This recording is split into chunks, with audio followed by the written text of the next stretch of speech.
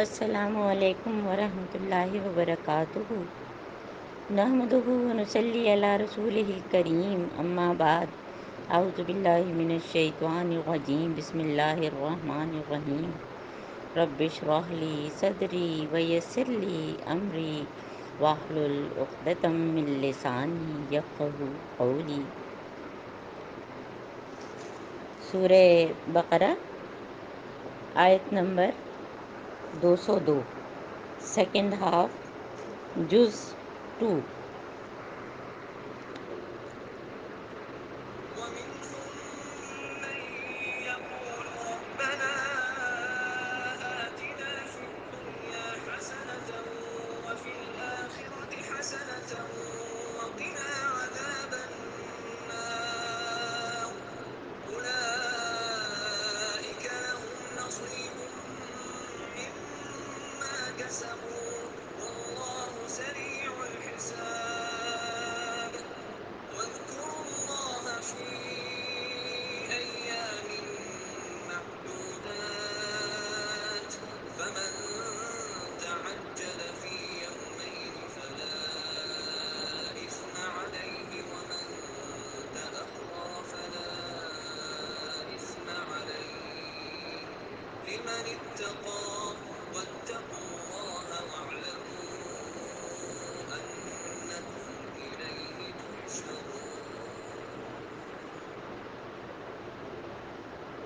ومن الناس من يعجبك قوله في الحياة الدنيا ويشهد الله على ما في قلبه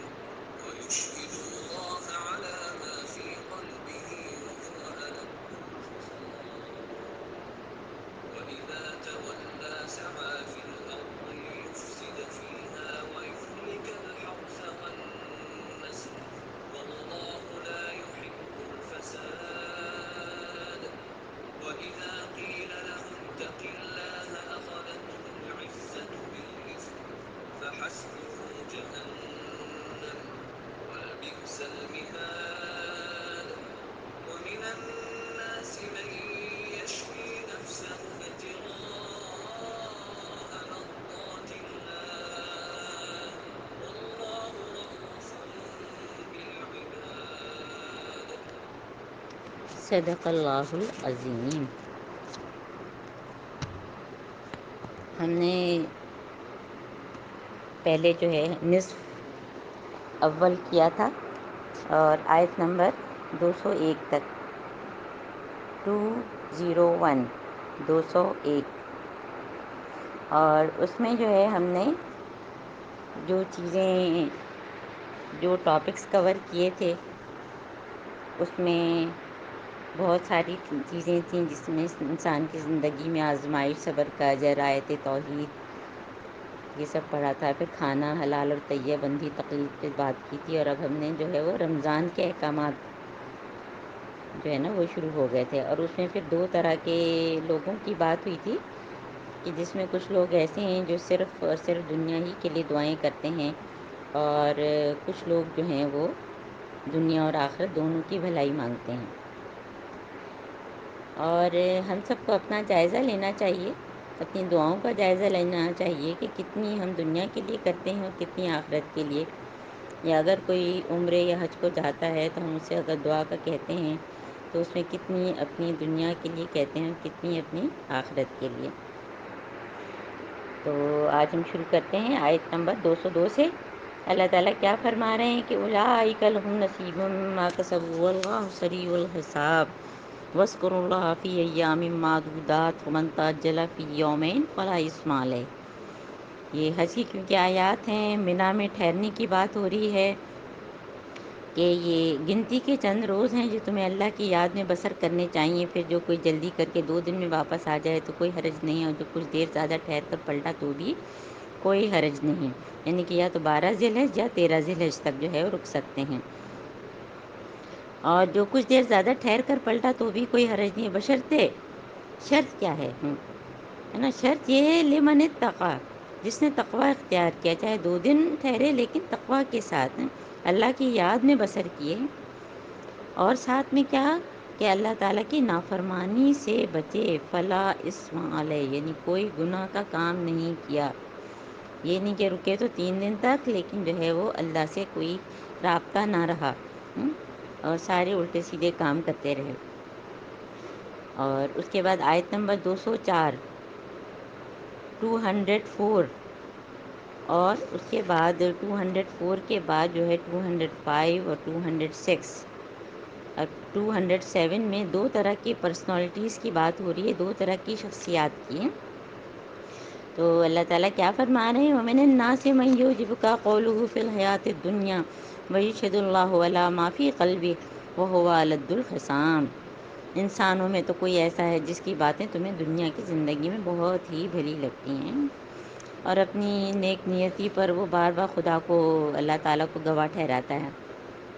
لیکن اصل بات کیا ہے کہ وہ الد الخصام ہے. الد الخصام کس کو کہتے ہیں؟ قسم بھی جھگڑنا ہوتا ہے، اور جب الد الخصام یعنی جھگڑا کرنے والوں میں سب سے زیادہ جھگڑالو شخص، سخت جھگڑالو شخص جس کو ہم کہیں گے. اور اس کی کیریکٹرسٹکس جو اللہ تعالیٰ نے کیا اس میں بتائی ہیں کہ وہ باتیں تو ایسی لچھے دار کرتا ہے، ایسی خوبصورت باتیں کرتا ہے کہ لوگ جو ہے اٹریکٹ ہو جاتے ہیں. اور دیکھنے میں بھی اس کا لباس اور اس کا حلیہ وہ اس طرح کا ہوتا ہے کہ انسان جو ہے اس کو جو عجیب کا ہے، یعنی کہ اس سے جو ہے وہ امپریس ہو جاتا ہے، اٹریکٹ ہو جاتا ہے. اور وہ بار بار جو ہے نا وہ اپنی اس کے لیے جو ہے قسمیں کھاتا ہے کہ اپنی سچائی پر، کہ جو وہ کہہ رہا ہے وہ سچ کہہ رہا ہے. حالانکہ سچے آدمی کو جو ہے وہ اتنا قسمیں کھانے کی ضرورت نہیں ہوتی. تو یہ اس کی خصوصیت. اور پھر جو ہے وہ جھگڑالو قسم کا ہوتا ہے، اور مزید اللہ تعالیٰ کیا فرما رہے ہیں کہ فسادی ہوتا ہے. فسادی وَإِذَا تَوَلَّىٰ سَعَىٰ فِي الْأَرْضِ لِيُفْسِدَ فِيهَا وَيُهْلِكَ الْحَرْثَ وَالنَّسْلَ. کہ جب اس کو کوئی پاور مل جاتی ہے، کوئی اقتدار مل جاتا ہے، تو اس کی ساری دوڑ دھوپ، ساری صحیح کس چیز کے لیے ہوتی ہے کہ وہ فساد پھیلائے، کھیتوں کو غارت کرے اور نسل انسانی کو تباہ کرے. ہم آج کل کے جو ہے جو بہت ہی سویلائزڈ اور سو کالڈ جو ہے ڈیولپڈ کنٹریز ہیں، وہ ڈیولپنگ کنٹریز اور انڈر ڈیولپڈ کنٹریز کے ساتھ کیا کرتے ہیں؟ ان کے ہاں اگر جو ہے زیادہ فصل ہو جاتی ہے تو سمندر میں بہا دیتے ہیں، لیکن وہ کہیں مدد کے لیے نہیں دیتے. کیوں؟ تاکہ جو ہے جب انسان جو ہے بھوک کے اس سے باہر نکلتا ہے اور اس کو وہ سارے مسائل نہیں ہوتے تو پھر اس کا دماغ کام کرتا ہے. تو اس طرح سے جو ہے وہ مصیبتوں کا شکار لوگ رہتے ہیں کہ پھر ان کی کوئی نہ تو ان کی زندگی میں پلاننگ ہوتی ہے، بس صبح ہوئی اور شام ہوئی اور بس کمانے کے ہی چکر میں رہ جاتے ہیں. اور پھر کس طرح سے جا کے جو ہے کبھی عراق پہ حملہ، کبھی ایران پہ حملہ، کبھی کچھ، اور یہ ساری چیزیں ہم لوگ جو ہے وہ سنتے رہتے ہیں. یعنی یہ ایک شخصیت بھی ہو سکتی ہے، یعنی انفرادی اور اجتماعی طور پہ. اور جب ہم اجتماعی طور پہ بھی سوچیں تو خاص کنٹریز کے جو مین ہیڈ ہوتے ہیں، جو پرائم منسٹر ہوتے ہیں، یا جو کوئی بھی جو رسپانسبل شخصیات ہوتی ہیں، وہ کس طرح سے باقی دنیا کے ساتھ سلوک کرتی ہیں. یعنی کہ ایون یو این او میں بیٹھ کے کس طرح کے فیصلے ہوتے ہیں، انسانی حقوق کی کس طرح سے کون بات کرتا ہے، اس پہ کتنا عمل ہوتا ہے. تو ایک تو وہ شخصیت ہیں. اور اس کے بارے میں اللہ تعالیٰ نے کیا فرمایا کہ جب اس کو سمجھایا جاتا ہے وَإِذَا قِيلَ لَهُ اتَّقُوا اللَّهَ، کہ اللہ سے ڈرو، تم ایسی ایسی حرکتیں کر رہے ہو، تم فساد کر رہے ہو، تو اس کو پھر بالکل اچھا نہیں لگتا. اور اس کی جو ہے نا اپنی جو ہے عزت، کہ اس کو کوئی کہہ کیوں رہا ہے، تو اخذتہ العزت بالاسم فحسبہ جہنم. تو اللہ تعالیٰ کیا فرما رہے ہیں کہ اس کے لیے تو جہنم ہی ہے. اور روزمرہ زندگی میں بھی ہم دیکھتے ہیں کہ جب ہم کوئی ایسی شخصیت سے واسطہ پڑتا ہے اور کبھی ہم اس کو سمجھانے کی کوشش کریں، ویسے تو ہمیں اپنے انداز بھی درست کرنا چاہیے کہ کیا واقعی ہم محبت اور حکمت سے سمجھا رہے ہیں یا کس طرح سمجھا رہے ہیں. لیکن بعض دفعہ آپ حکمت اور محبت سے سمجھاتے ہیں، لیکن اس کے باوجود جو ہے لوگ کیا کہتے ہیں، مائنڈ یور اون بزنس.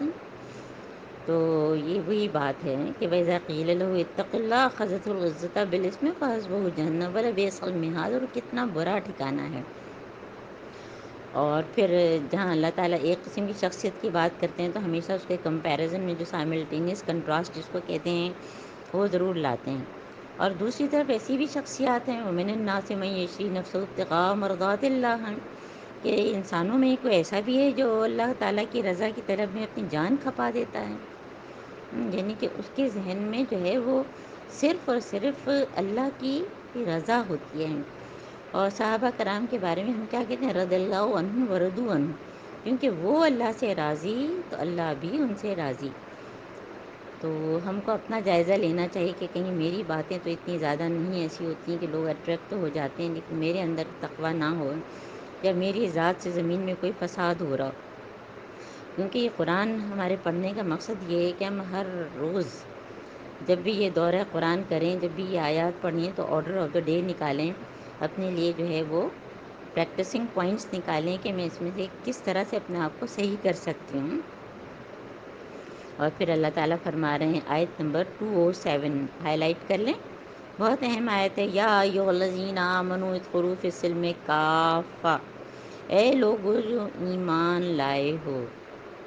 اور یہ بار بار آپ کو خود میں اپنے آپ کو یاد دلاتی ہوں کہ جب جو ہے اللہ تعالیٰ ایمان والوں سے خطاب کرتے ہیں تو یہ میں ہوں، میں عذرا، اللہ تعالیٰ مجھ سے کیا کہہ رہے ہیں کہ پوری کے پوری اسلام میں داخل ہو جاؤ.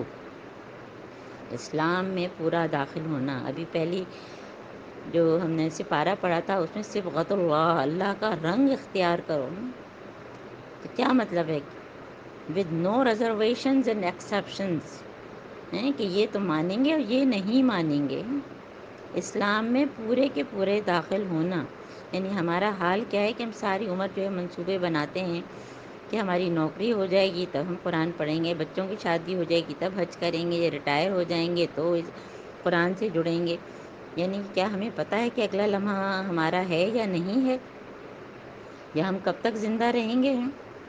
اور حدیث بہت ہی چھوٹی سی حدیث ہے، آپ سب لوگ یاد کر لیں، من مات فقط قامت قیامتہ، جو مر گیا اس کی قیامت تو قائم ہو گئی. تو اللہ تعالیٰ ہم سب سے کیا فرما رہے ہیں کہ پورے کے پورے اسلام میں داخل ہو جاؤ. اور جب کوئی کرنے کی کوشش کرتا ہے تو لوگ کیا اس کو کہتے ہیں کہ فینیٹکس ہیں، جو فنڈامنٹلسٹ ہیں. حالانکہ کوئی بھی سبجیکٹ اگر آپ پڑھیں، اگر آپ فزکس پڑھیں، کیمسٹری پڑھیں، میتھس پڑھیں، بایولوجی پڑھیں، اور آپ فنڈامنٹلس نہ جانیں اور اس پہ عمل نہ کریں تو آپ کیسے آگے چلیں گے. تو اسلام کے فنڈامنٹلسٹ بننے میں کیا حرج ہے. تو اللہ تعالیٰ جب کہہ رہے ہیں کہ پورے کے پورے داخل ہو جاؤ تو اس کا یہی مطلب ہے کہ آپ اسلام کو جانیں نا. ایمان، اسلام، احسان، ہے نا، حدیث جبرائیل جو کئی دفعہ سنائی جا چکی ہے. تو پھر اللہ تعالیٰ کیا فرما رہے ہیں، فَإِنْ زَلَّتُم مِّن بَعْدِ مَا جَاءَتْكُمُ الْبَيِّنَاتُ فَاعْلَمُوا أَنَّ اللَّهَ عَزِيزٌ حَكِيمٌ، کہ اگر یہ جو احکامات آپ کے پاس آ گئے اس کو پڑھنے کے بعد، سننے کے بعد بھی پھر بھی اگر تم جو ہے پھسل پڑے تو کیا ہے، جان رکھو کہ اللہ تعالیٰ جو ہے وہ عزیز ہے اور حکیم ہے، غالب، جو دل چاہے پھر اس کا کریں. اور اللہ تعالیٰ حکیم ہے، دانا ہے. پھر اس کے بعد جو ہے وہ آیت نمبر 210 میں اللہ تعالیٰ کیا فرما رہے ہیں، 210 میں، کہ هل ينظرون الا ان ياتهم الله في ظلل من الغمام والملائكة وقضي الامر. کیا وہ لوگ اس چیز کے انتظار میں ہیں کہ اللہ بادلوں کا جو ہے وہ باقاعدہ جو ہے وہ چھتریاں لگائے اور فرشتوں کے ساتھ، جیسے کوئی وی آئی پی آتا ہے تو آگے آگے اس کے جو ہے گارڈ چلتے ہیں اور پیچھے بھی چلتے ہیں اور اس کی حفاظت کرنے والے، اور ایک لمبی قطار ہوتی ہے. تو کیا اللہ تعالیٰ اس طرح سے آئیں گے؟ یعنی کہ وہ لوگ جو ہے وہ معجزوں کے انتظار میں ہیں کیا؟ یعنی میں اور آپ کس چیز کے انتظار میں ہیں؟ ہم تو اپنا دیکھیں نا. ہم یہ کیوں سوچیں کہ کس کی بات ہو رہی ہے. اور اللہ تعالیٰ کیا فرما رہے ہیں کہ ہر چیز اللہ تعالیٰ ہی کی طرف پلٹنے والی ہے. الی اللہ ترجع الامور. سل بنی اسرائیل کم آتیناہم من آیۃ بینہ، بنی اسرائیل سے پوچھو کیسی کھلی نشانیاں ہم نے انہیں دکھائیں. اور پھر یہ بھی انہی سے پوچھ لو کہ اللہ کی نعمت پانے کے بعد جو قوم اس کو جو ہے سختی سے بدلتی ہے، نافرمانی سے بدلتی ہے، یبدل اللہ نعمت اللہ من بعد ما جاءتہ، تب آ گئی اور پھر ہم نے اللہ کی جو ہے وہ نعمتوں کو جو ہے بدل دیا، تو اللہ تعالیٰ کیا فرما رہے ہیں، یعنی اس کی ہم نے شکر گزاری نہیں کی۔ نعمتوں کی شکر گزاری کا کیا ہے کہ اگر اللہ تعالیٰ نے آنکھ دیا ہے تو اس کا جو مقصد ہے اس کے لیے ہم استعمال کریں، اور جو بھی نعمتیں دی ہیں ہم اسی مقصد کے لیے استعمال کریں جس کے لیے اللہ تعالیٰ نے فرمایا ہے۔ تو اگر کسی نے یہ کیا تو اللہ تعالیٰ کیا فرما رہے ہیں، فَإِنَّ اللَّهَ شَدِيدُ الْعِقَابِ، تو اللہ تعالیٰ سخت عذاب دینے والا ہے۔ آیت نمبر جو ہے 212، 212۔ زُيِّنَ لِلَّذِينَ كَفَرُوا الْحَيَاةُ الدُّنْيَا يَسْخَرُونَ مِنَ الَّذِينَ آمَنُوا وَالَّذِينَ اتَّقَوْا فَوْقَهُمْ يَوْمَ الْقِيَامَةِ وَاللَّهُ يَرْزُقُ مَن يَشَاءُ بِغَيْرِ حساب۔ یہ دنیا کی زندگی کی جو زینت ہوتی ہے یہ سب کو اچھی لگتی ہے نا، اور اللہ تعالیٰ فرما بھی رہے ہیں کہ سورہ آل عمران میں اور بہت ہی خوبصورت آیت ہے، وہ ہم پڑھیں گے جو اسی پر ہے، زُيِّنَ لِلنَّاسِ حُبُّ الشَّهَوَاتِ مِنَ النِّسَاءِ۔ یہ اس کا سمجھیں کہ ذرا سا ایک حصہ ہے کہ اللہ تعالیٰ کیا فرما رہے ہیں کہ جن لوگوں نے کفر کی راہ اختیار کی ہے ان کے لیے دنیا کی زندگی بڑی محبوب و دل پسند بنا دی گئی ہے۔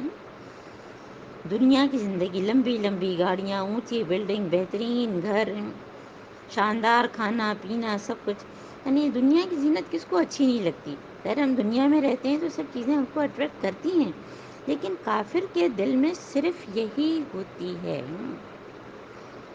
کافر کے دل میں صرف یہی ہوتی ہے۔ اور وہ یاد کریں مولانا رومی کا کہ آب زیر کشتی پشتی است، آب در اندر ہلاکِ کشتی است۔ جب تک پانی جو ہے وہ کشتی کے نیچے ہوتا ہے وہ اس کو چلانے کا سبب بنتا ہے، اور جب وہ اس کے اندر آتا ہے تو اس کو ڈبانے کا سبب بنتا ہے۔ تو یہ دنیا کی چیزیں جب تک ہم کو دنیا میں زندگی گزارنا کا ایک ذریعہ بنی ہوئی ہیں تب تک تو ٹھیک ہے، لیکن اگر ان کی محبت ہمارے دل میں آ گئی تو وہ ہم کو ڈبا دیں گی۔ تو ایسے لوگوں کا حال کیا ہے جنہوں نے دنیا میں بہت کچھ حاصل کر لیا ہے، تو وہ جو ہے ایمان کی راہ اختیار کرنے والوں کا مذاق اڑاتے ہیں، لیکن قیامت کے روز جو ہے وہ نقشہ الگ ہی ہوگا کہ جو متقی لوگ ہوں گے وہ ان کے مقابلے میں عالی مقام ہوں گے، اور جہاں رہا دنیا کا رزق تو اللہ کو اختیار ہے، جس کو چاہیں بے حساب دیں، یعنی دنیا کی حیثیت تو اللہ کے نزدیک مچھر کے پر جیسی بھی نہیں ہے۔ یعنی دنیا میں وہی کہ کافر مومنوں کا مذاق اڑاتے ہیں، فینیٹکس کہتے ہیں، فنڈامنٹلسٹ کہتے ہیں، آخرت میں الٹ ہو جائے گا۔ اور سورہ مطففین میں اس کا ذکر بھی ہے، ان الذین اجرموا کانوا من الذین آمنوا یضحکون، پھر علی الارائک ینظرون، سورہ مطففین آپ میں سے بہت سے لوگوں کو یاد ہوگی، وہ یاد کریں۔ اور پھر حدیث بھی ہے کہ الدنیا سجن المومن و جنت الکافر، کہ یہ دنیا جو ہے مومن کے لیے تو قید خانہ ہے، یعنی کہ اس کے بعد اس کے دل میں تو جنت کی طلب ہی ہے، اور کافر کے لیے جنت ہے۔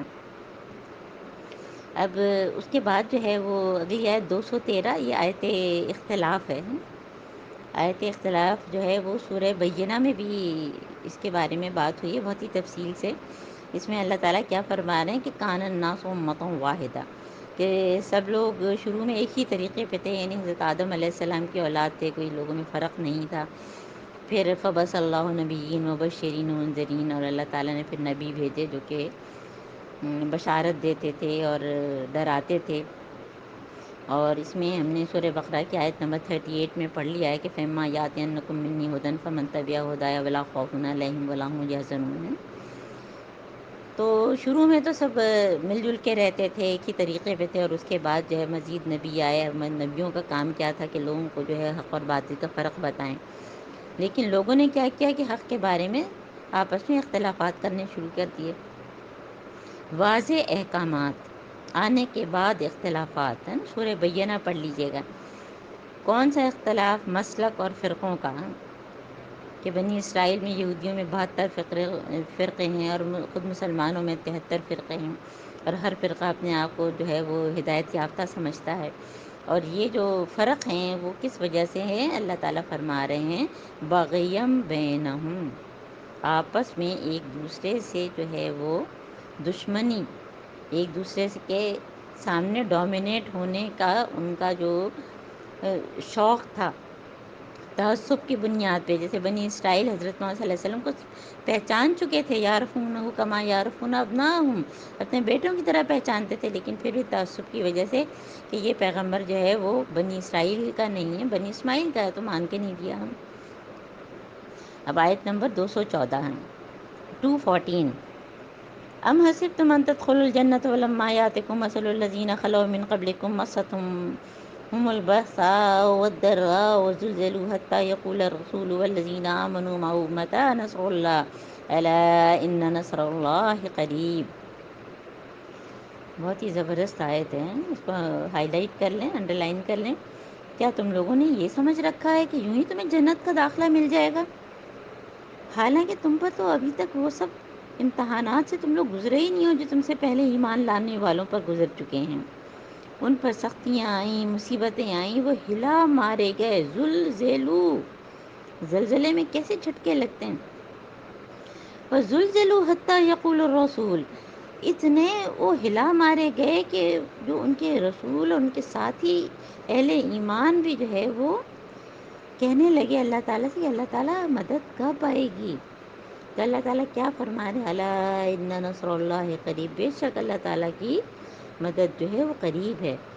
اور یہی موضوع جو ہے سورہ عنکبوت کی آیت نمبر 2 اور 3، 2، 3 ہے نا، یہ پڑھ لیجئے گا، ایگزیکٹلی یہی بات ہے۔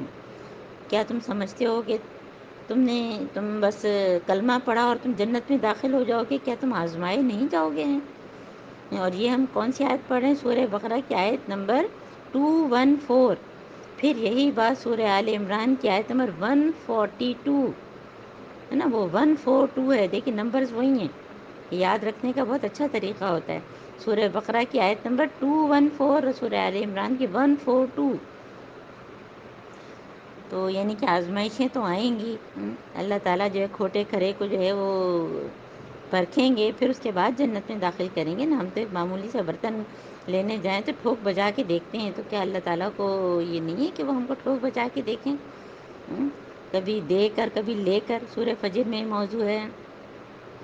اس کے بعد جو ہے آیت نمبر 215 میں پھر صحابہ کے سوالات، جن کا ہم نے پہلے ذکر کیا تھا کہ صحابہ نے ٹوٹل 12 سوالات کیے تھے۔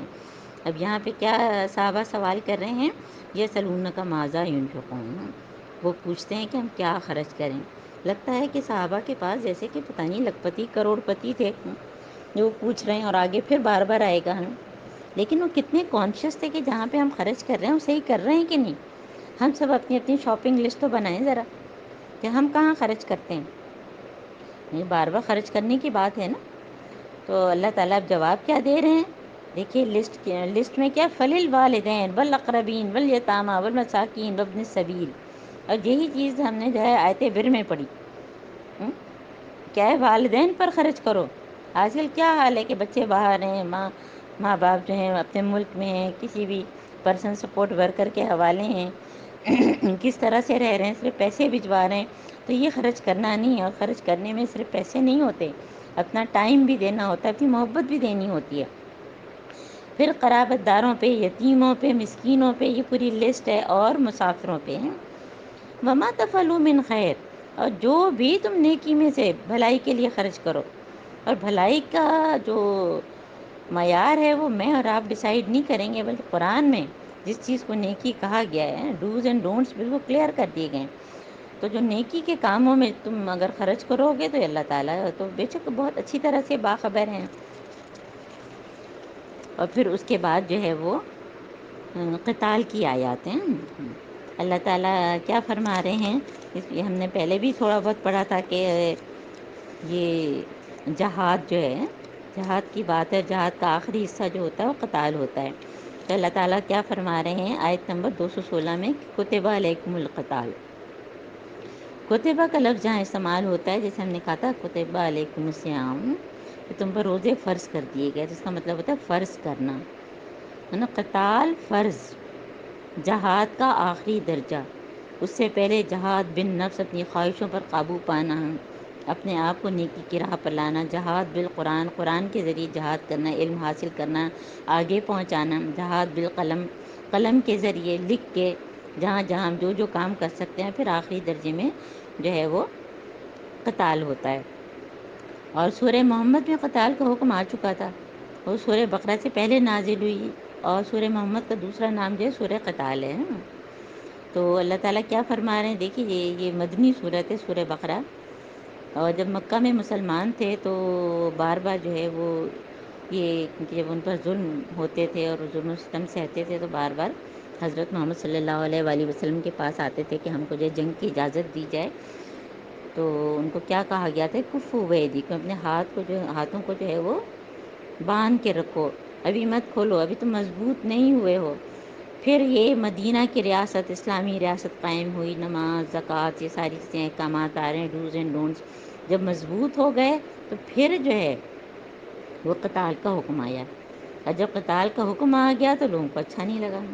تو اللہ تعالیٰ کیا فرما رہے ہیں کہ عسیٰ ان تکرہوا شیئا وہو خیر لکم وعسیٰ ان تحبوا شیئا وہو شر لکم، ہو سکتا ہے کہ ایک چیز تمہیں ناگوار ہو اور وہی تمہارے لیے بہتر ہو، اور ہوتا ہے، بہت دفعہ ہوتا ہے، اور ہو سکتا ہے کہ ایک چیز تمہیں پسند ہو اور وہی تمہارے لیے بری ہو، ہے نا۔ ہم کو بہت سی چیزیں ناگوار لگتی ہیں مگر ہمارے لیے بہت اچھی ہوتی ہیں، جیسے انجیکشن ہے، بچوں کو ویکسینیشن شاٹس لگتے ہیں، کوئی آپریشن، ہے نا، بعض دفعہ کوئی شخص ہم کو برا لگتا ہے حالانکہ وہ ہمارے لیے جو ہے وہ اچھا ہی چاہتا ہے، تو ایک لمبی لسٹ ہے اس کی۔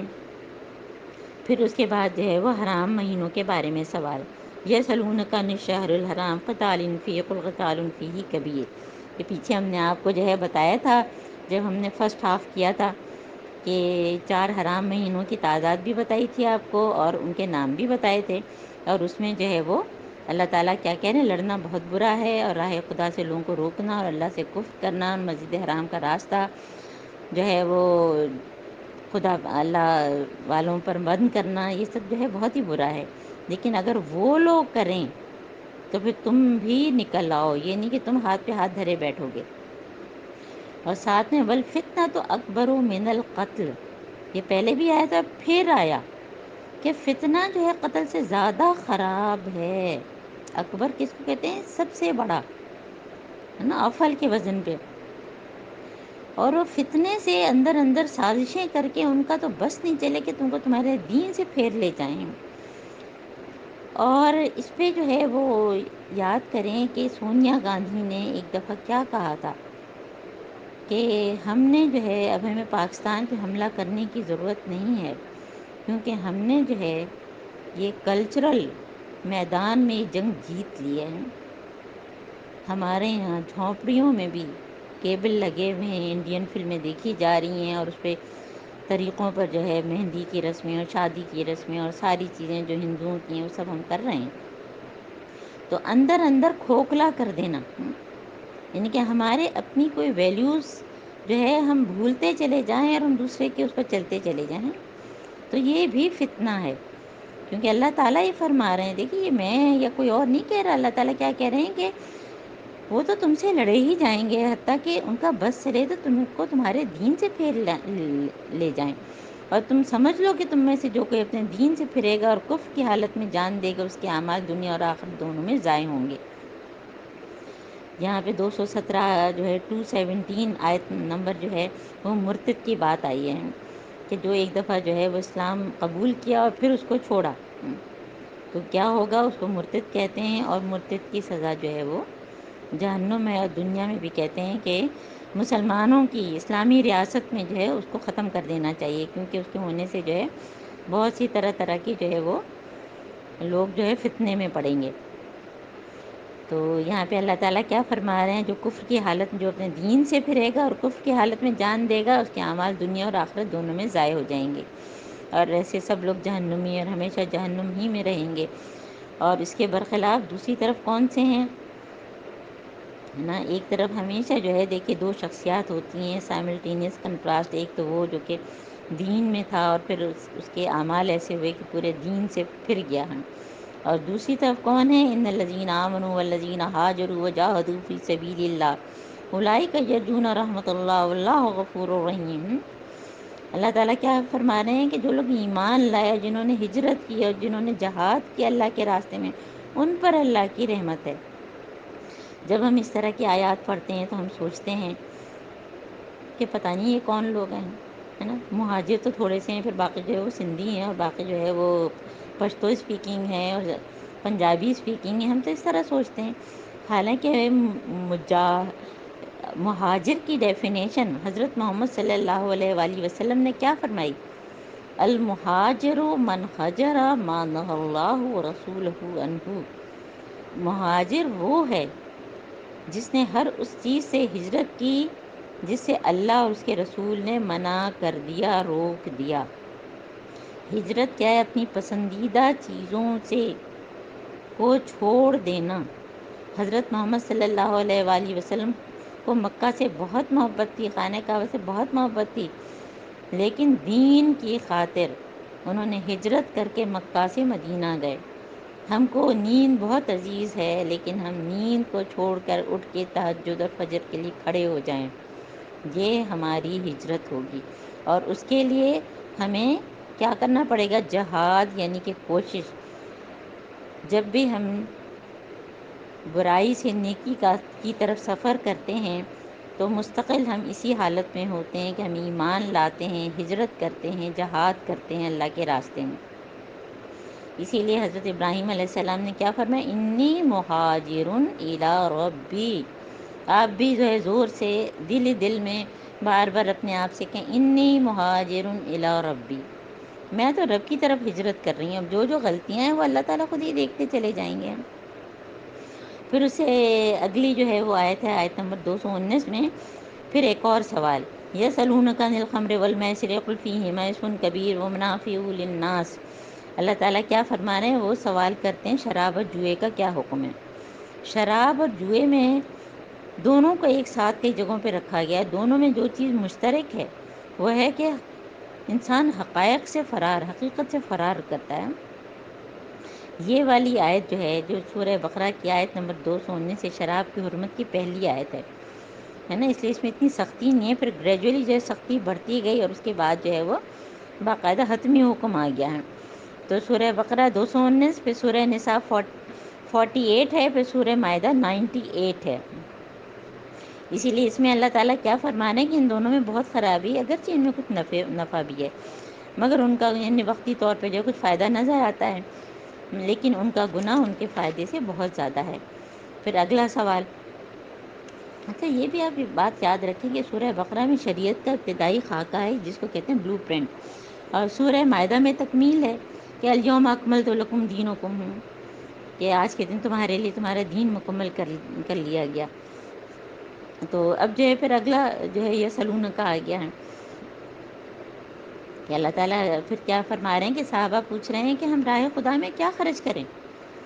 وہی بات ہے، کیا ان کے پاس اتنا تھا کہ ہر وقت ان کو یہ فکر ہوتی تھی ہم کہاں خرچ کریں؟ تو اب کیا جواب ہے؟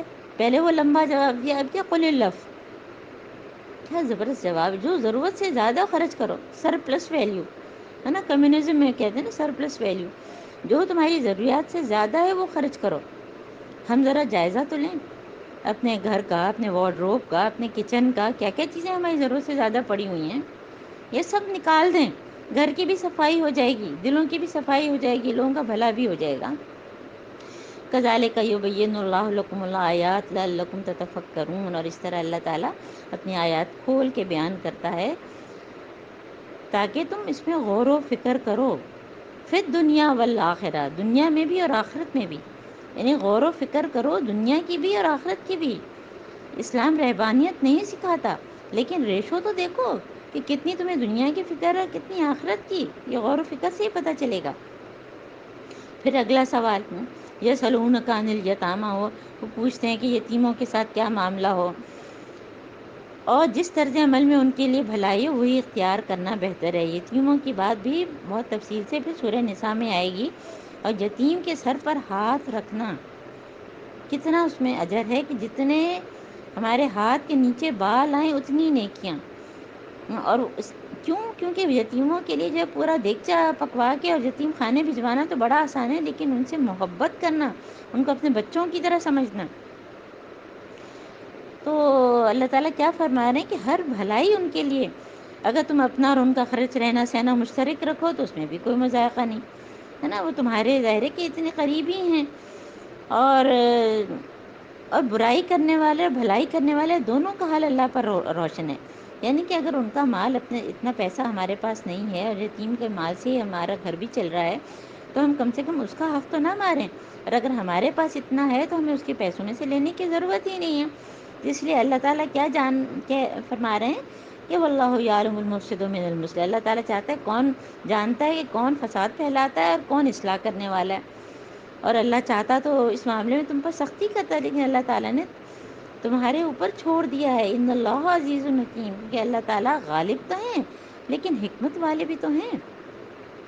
اور پھر اگلا حکم بھی یہ بہت ہی اہم ہے، 221 221 کہ تم مشرک عورتوں سے ہرگز نکاح نہ کرنا جب تک کہ وہ ایمان نہ لائیں، اور ایک مومن لونڈی مشرک شریف زادی سے بہتر ہے. وَلَامَةٌ مُؤْمِنَةٌ خَيْرٌ مِّن مُّشْرِكَةٍ وَلَوْ أَعْجَبَتْكُمْ. ہے نا، انڈیا میں بھی بہت سے لوگ جو ہے ہندو سے شادی کر لیتے ہیں اسی طرح، اور باہر کے ملکوں میں بھی ظاہر ہے کہ اتنا زیادہ اٹھنا بیٹھنا ساتھ ہوتا ہے کہ نان مسلم سے لوگ شادی کر لیتے ہیں. تو اللہ تعالیٰ کیا فرما رہے ہیں، چاہے وہ تمہیں جتنے بھی اٹریکٹ کریں، جتنے بھی تم ان سے امپریس ہو، ان سے شادی مت کرو. ایمان جب تک کہ وہ مسلمان نہ ہو جائیں، پہلے وہ مسلمان ہو بعد میں شادی. ہے نا، کیوں حکم دیا گیا؟ کیونکہ جو ہے الرجال قوامون علی النساء، مرد کا رتبہ بڑا ہے، ایک درجہ بڑا ہے، اس کی زیادہ چلتی ہے. تو اگر عورت جو ہے وہ مسلمان نہیں ہوگی ہے، اسی لیے جو ہے مرد کو تو پھر بھی اجازت دی گئی ہے، عورت کو تو اجازت ہی نہیں دی گئی ہے کہ وہ کسی نان مسلم سے شادی کریں. ہے نا، تو اگر اس کا ذہن کچھ اور ہوگا تو بچے آدھا ادھر اور آدھا ادھر. تو اس لیے جو ہے اس پہ یہ بھی ظاہر ہے کہ بہت ہی تفصیل طلب موضوع ہے. اور اپنی عورتوں کے نکاح مشرک مردوں سے کبھی نہ کرنا جب تک کہ وہ ایمان نہ لے آئے. ہے نا، دونوں طرف کی بات کی گئی ہے. اور ایک مومن غلام مشرک شریف سے بہتر ہے، اگرچہ وہ تمہیں بہت پسند ہو. اولئک یدعون الی النار واللہ یدعو الی الجنہ والمغفرۃ باذنہ ویبین آیاتہ للناس لعلہم یتذکرون. یعنی کہ یہ جو مشرک لوگ ہیں یہ تم کو آگ کی طرف بلاتے ہیں، تم ان سے اٹریکٹ ہو جاتے ہو اور اپنی جنت کا راستہ بدل کے جو ہے وہ جہنم کا راستہ اختیار کرتے ہو. تو اللہ تعالیٰ کیا فرمانے ہیں کہ وَيُبَيِّنُ آیَاتِهِ لِلنَّاسِ لَعَلَّهُمْ يَتَذَکَّرُونَ. اللہ تعالیٰ یہ کھول کھول کر باتیں بتاتا ہے تاکہ تم جو ہے اسے نصیحت قبول کرو، نصیحت اسے لو اور اپنی زندگیاں بدلو. پھر اگلا حکم جو ہے وہ کس کے بارے میں ہے؟ حیض کے، مینسس کے بارے میں. ہے نا، یہ صحابہ کتنے کانشیس تھے، ایک ایک چیز کا پوچھ رہے ہیں. وَيَسْأَلُونَكَ عَنِ الْمَحِيضِ قُلْ هُوَ أَذًى فَاعْتَزِلُوا النِّسَاءَ فِي الْمَحِيضِ. حیض کا کیا حکم ہے؟ آپ کہہ دیں کہ وہ گندگی کی حالت ہے نا، اذا کا مطلب اذیت، ایک بیماری کی حالت، گندگی کی حالت. ان کے قریب نہ جاؤ جب تک کہ وہ پاک صاف نہ ہو جائیں. یعنی کہ سیکشل انٹرکورس نہیں ہو سکتا مینسز میں، کیونکہ اس وقت وہ نازک ہوتی ہیں، ان کو بھی تکلیف ہوگی. تو اس لیے جو ہے منع کیا. پھر جب وہ پاک ہو جائیں تو ان کے پاس جاؤ، اس طرح جیسے کہ اللہ نے تم کو حکم دیا. یعنی اللہ نے کیا حکم دیا کہ صحیح جگہ سے، وجائنا سے اور کہیں سے نہیں. اللہ تعالیٰ ان لوگوں کو پسند کرتا ہے جو بدی سے باز رہیں اور پاکیزگی اختیار کریں. اور فَإِذَا تَطَهَّرْنَ فَأْتُوهُنَّ مِنْ حَيْثُ أَمَرَكُمُ اللَّهُ. کتنی یہ زبردست آیات ہیں کہ جب وہ پاک ہو جائیں، جب وہ پاک ہو جائیں تب تم ان کے پاس جاؤ، اور اس طرح سے جیسے کہ اللہ تعالیٰ نے تم کو حکم دیا ہے. اور اللہ تعالیٰ ان کو پسند کرتا ہے جو بدی سے باز رہیں، پاکیزگی اختیار کریں. ان اللہ یحب التوابین ویحب المتطہرین. اور وضو کے بعد جو ہم دعا مانگتے ہیں اس میں بھی ہم یہی کہتے ہیں نا کہ اللہم اجعلنی من التوابین ومن المتطہرین. پھر کیا اللہ تعالیٰ فرما رہے ہیں کہ تمہاری عورتیں تو تمہاری کھیتیاں ہیں، نساؤکم حرث لکم. یعنی بہت سے لوگ اس میں بھی بہت ہی افینسو ہوتے ہیں کہ ہم کو کھیتیاں کیوں کہا. حالانکہ کھیتی تو بہت ہی پسندیدہ چیز ہے. جو کسان اپنی کھیتی کو دیکھتے ہیں اتنے خوش ہوتے ہیں، اس پہ اتنی محنت کرتے ہیں. اور یہاں کھیتیوں کا لفظ اس لیے استعمال کیا کہ مینسس کے دوران جو ہے ظاہر ہے کہ پریگنینسی ہو بھی نہیں سکتی. تو جب جو ہے مینسس ختم ہو جائیں، وہ پاک صاف ہو جائیں، تو پھر تم جو ہے جس طرح چاہو اپنی کھیتی میں جاؤ. جس طرح سے کا کیا مطلب ہے کہ اس انداز سے جو نیچرل ہے، ان نیچرل طریقے نہیں، ہومو سیکشولیٹی نہیں کیونکہ اللہ تعالیٰ نے فوراً کیا فرمایا ہے کہ اپنے مستقبل کی فکر کرو، اللہ کی ناراضگی سے بچو، یعنی اپنی نسل برقرار رکھنے کا سوچو۔ وقدموا لانفسکم واتقوا اللہ واعلموا انکم ملاقوہ وبشر المؤمنین ولا تجعلوا اللہ عرضۃ لایمانکم۔ یہ آیت نمبر جو ہے اب یہ آ گئی ہے 224، 223، 224، اس میں قسموں کی قسمیں بتائی گئی ہیں۔ اللہ تعالیٰ کیا فرما رہے ہیں کہ اللہ کے نام کو ایسی قسمیں کھانے کے لیے استعمال نہ کرو جس کا مقصد نیکی، تقوی اور لوگوں کی بھلائی کے کاموں سے باز رہنا ہو۔ یعنی ایسی قسم نہ کھاؤ کہ میں قسم کھاتی ہوں کہ میں نماز نہیں پڑھوں گی، میں قسم کھاتی ہوں کہ فلاں کی مدد نہیں کروں گی۔ یہاں پہ قسموں کی قسمیں تھوڑا سا ہم آپ کو بتانا چاہ رہے ہیں۔ قسم کے لیے جو اس میں استعمال ہوتا ہے، دیکھیں ایمان، ایمان یمین قسم کو کہتے ہیں۔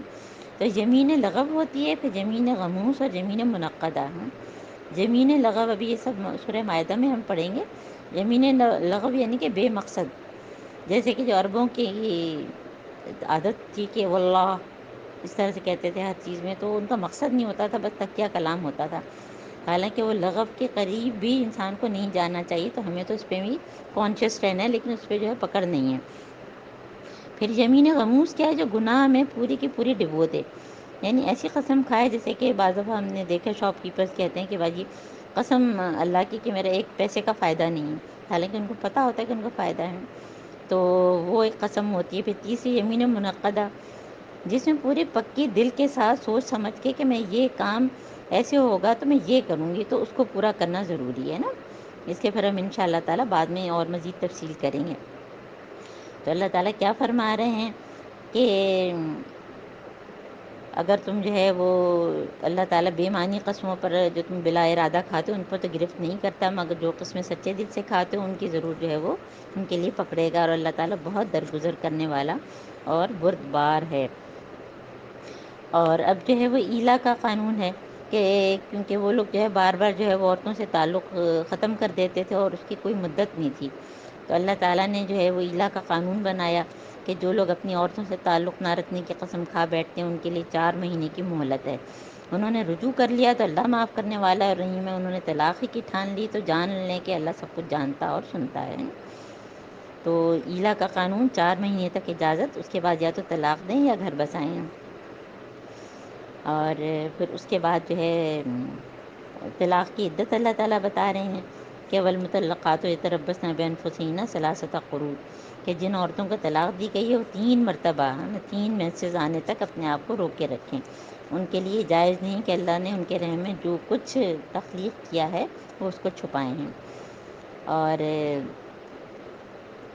آگے جو ہے وہ طلاق کے سارے احکامات ہیں۔ اللہ تعالیٰ کیا فرما رہے ہیں کہ جو آیت نمبر جو ہے وہ 229 سے شروع ہوتے ہیں، الطلاق مرتان فامساک بمعروف وتسریح باحسان، کہ طلاق 2 بار ہے، پھر یا تو سیدھی طرح عورت کو روک لیا جائے یا بھلے طریقے سے اس کو رخصت کر دیا جائے، اور رخصت کرتے ہوئے ایسا کرنا تمہارے لیے جائز نہیں کہ جو کچھ تم انہیں دے چکے ہو اور اس میں سے تم کچھ واپس لو۔ البتہ یہ صورت مستثنیٰ ہے کہ زوجین کو اللہ کی حدود پر قائم نہ رہ سکنے کا اندیشہ ہو۔ اس صورت میں کہ اگر تمہیں خوف ہو کہ دونوں حدود الہی پر قائم نہ رہیں گے تو ان دونوں کے درمیان بھی معاملہ ہو جانے میں مضائقہ نہیں، یعنی کہ عورت جو ہے شوہر کو کچھ معاوضہ دے کر علیحدگی حاصل کر لیں۔ تو طلاق کے احکامات ہیں، پھر خلا کے ہیں، اور طلاق کے احکامات میں جو اللہ تعالیٰ نے کیا فرمایا کہ طہر کی حالت میں دی جائے، ایک وقت میں ایک طلاق دی جائے، اور عدت پوری کی جائے، عدت کے دوران رجوع کا حق ہوتا ہے، عورت اسی گھر میں رہے، اور اگر رجوع نہیں کیا تو ایک طلاق پہ بھی طلاق ہو جاتی ہے۔ پھر اگر رجوع کریں گے تو حق باقی ہے، لیکن نکاح کرنا پڑے گا نا۔ یہ ساری چیزیں جو ہے وہ کافی تفصیل طلب ہیں، اور جو لوگ سورہ بقرہ ہمارے ساتھ کر چکے ہیں وہ اس سے آگاہ ہیں۔ اور پھر اس کے بعد حلالہ کی بات آئی ہے کہ اگر پہلا شوہر اور یہ عورت جو ہے اب اس کو طلاق دے دی، اس نے کسی اور سے شادی کر لی اور پھر اس سے بھی طلاق ہو گئی یا اس کا انتقال ہو گیا، تب اگر پہلا شوہر اور یہ عورت دونوں سوچ رہے ہیں کہ ہم جو ہے وہ نکاح کر لیں اور نکاح کر کے حدود الہی پہ قائم رہیں گے، تو ایک دوسرے کو رجوع کر لینے میں جو ہے کوئی حرج نہیں ہے۔ اور یہ تلک حدود اللہ یبینھا لقوم یعلمون، یہ اللہ تعالیٰ کی حدود ہیں ان لوگوں کے لیے جن کے پاس علم ہے۔ اور پھر اللہ تعالیٰ کیا فرما رہے ہیں کہ اگر تم عورتوں کو طلاق دے دو اور ان کی عدت پوری ہونے کو آئے، یا تو بھلے طریقے سے ان کو روکو یا بھلے طریقے سے ان کو رخصت کرو۔ یعنی طلاق کا معاملہ اس میں بھی اللہ تعالیٰ بہترین طریقے سے کہہ رہے ہیں، یعنی کہ ایک دوسرے سے دشمنیاں نہ نکالو۔ ولا تم سے کہن درارن لتعتدوا، تم اس لیے ان کو نہیں روکو کہ ان کو ستاؤ گے، زیادتی ہوگی کہ نہ تو طلاق دے رہے ہیں اور نہ بسا رہے ہیں۔ تو اس لیے جو اللہ تعالیٰ کیا فرما رہے ہیں کہ ولا تتخذوا آیات اللہ ہزوا، اللہ تعالیٰ کی آیات کو کھیل نہ بناؤ۔ واذکروا نعمت اللہ علیکم وما انزل علیکم من الکتاب والحکمہ، اور تم بھولو نہیں اس بات کو کہ اللہ تعالیٰ نے تم کو کیا یہ نعمت دی تھی، اور اللہ تعالیٰ تمہیں نصیحت کر رہے ہیں۔ اللہ تعالیٰ نے کتاب اور حکمت حضرت محمد صلی اللہ علیہ وآلہ وسلم کی صورت میں تمہارے طرف بھیجا، تمہارے پاس ساری جو ہے رول ماڈل موجود ہے کہ کیا چیز کیسے کرنی ہے، اور پھر بھی تم اپنی مرضی چلاتے ہو۔ واتقوا اللہ واعلموا ان اللہ بکل شیء علیم، اور اللہ سے ڈرو۔ دیکھیے طلاق کی آیات ہوں، حج کی آیات ہوں، روزے کی ہر جگہ جو ہے تقویٰ تقویٰ تقویٰ۔ تو آیت نمبر ہم نے 231، ابھی طلاق کے احکامات چل رہے ہیں نا۔ اللہم آنس وحشتی فی قبری، اللہم ارحمنی بالقرآن العظیم واجعلہ لی اماما ونورا وہدی ورحمہ، اللہم ذکرنی منہ ما نسیت وعلمنی منہ ما جہلت وارزقنی تلاوتہ آناء اللیل وآناء النہار واجعلہ لی حجۃ یا رب العالمین۔ سبحانک اللہم وبحمدک، اشہد ان لا الہ الا انت، نستغفرک ونتوب الیک۔ السلام علیکم ورحمۃ اللہ وبرکاتہ۔